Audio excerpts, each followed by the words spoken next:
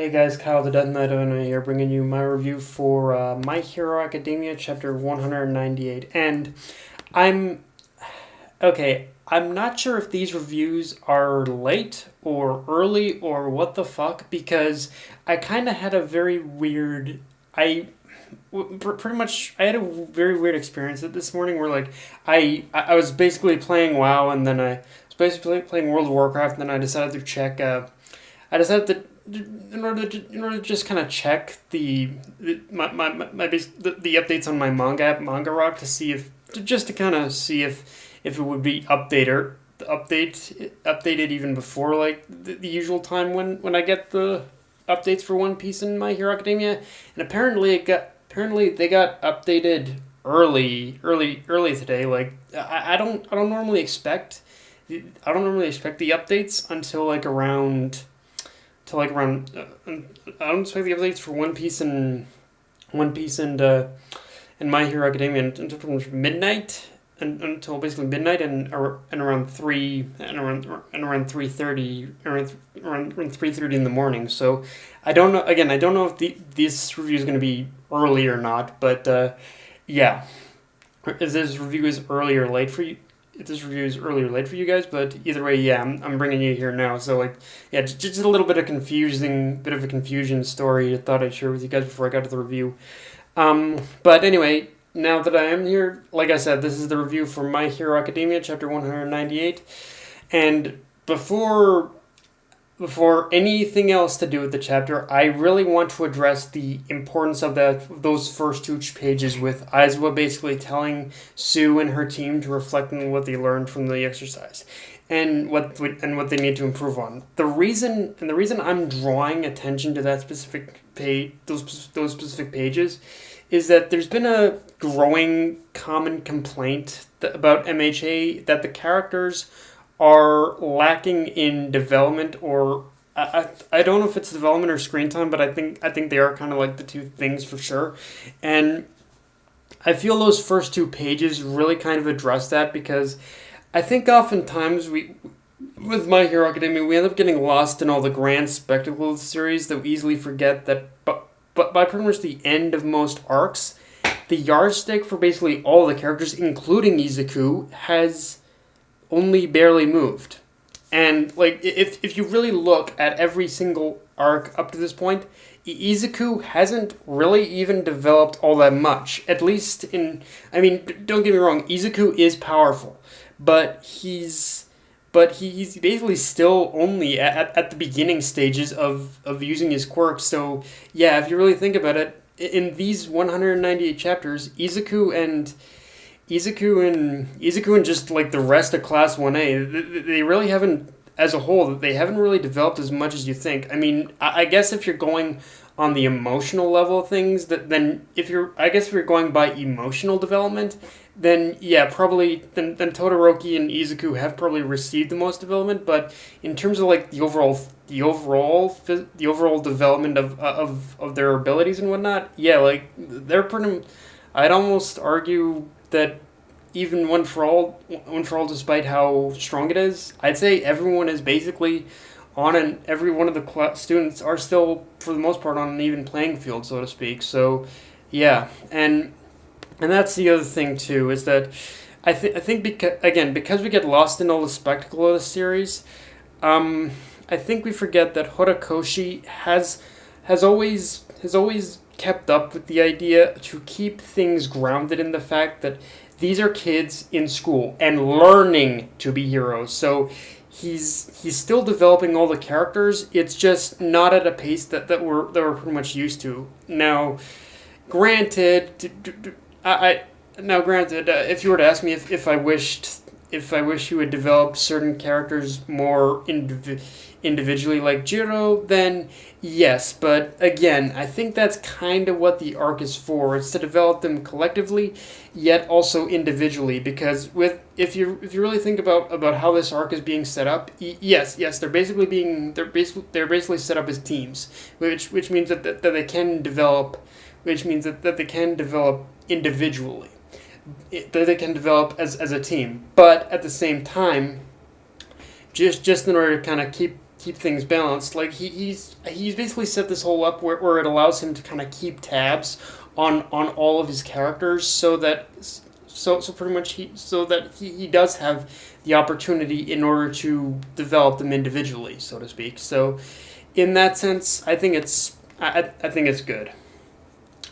Um, I think so in that sense, yeah. I think Horikoshi is handling it in a way that is definitely, I think, the best way in which he can keep track of everything, so to speak, and all the characters, and make sure each one gets the proper development, I guess you could say.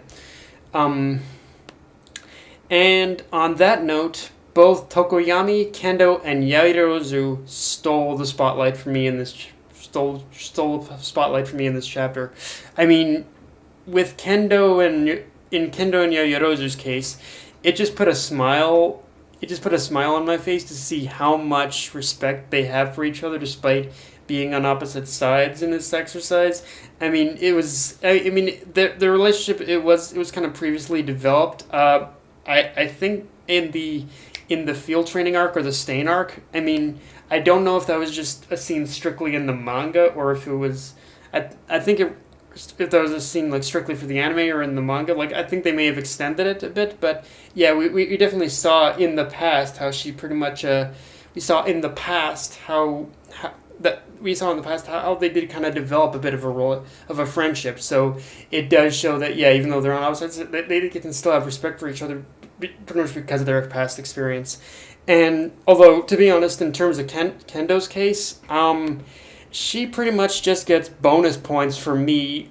She pretty much just gets bonus points for me just from the line that Horikoshi dropped about how she actually prevents Monoma from indoctrinating Class B in order to be more like him, which has me slapping my hands together and going, "Thank you, Kendo. You've prevented my worst nightmare from fucking happening."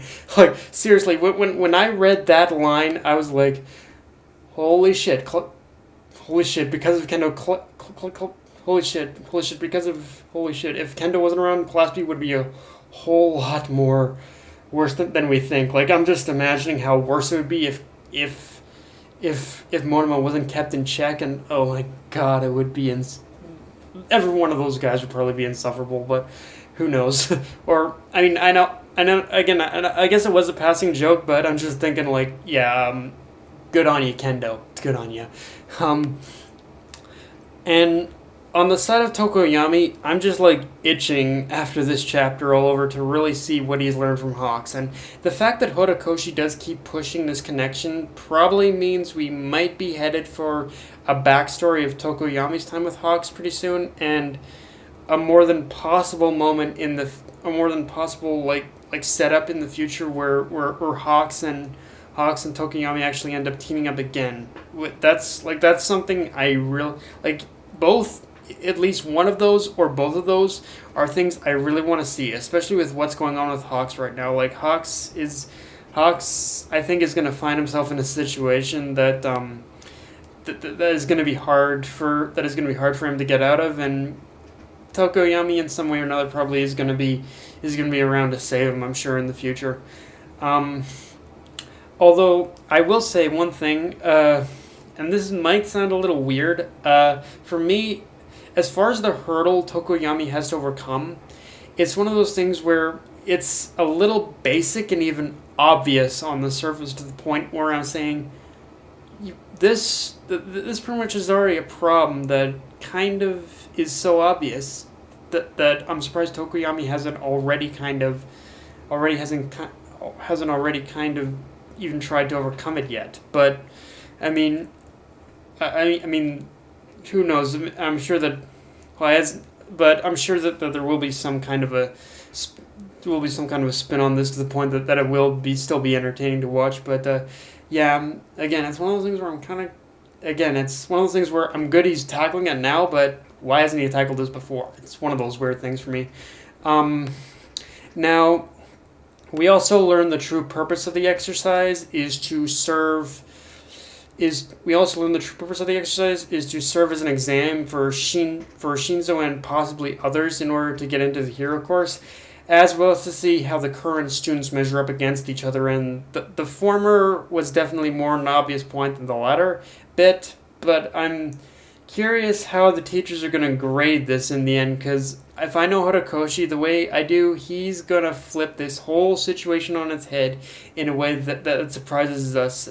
That surprises us when everything is said and done, because let's face facts, at this point, that's what he does best. He basically takes these obvious situations that we think are going to be obvious, but he turns it around on us. And as weird as it sounds, I really think that we should keep an eye on Mineta, honestly. Like, I know people that definitely love giving Mineta the shit, but I have a feeling that Mineta might be one of those surprises after this is all said and done. I'm just saying. But yeah, guys, that's my review. If you enjoyed the video, like, comment, subscribe, follow me on Twitter and Facebook. Dead Night with me, signing off. Later, guys.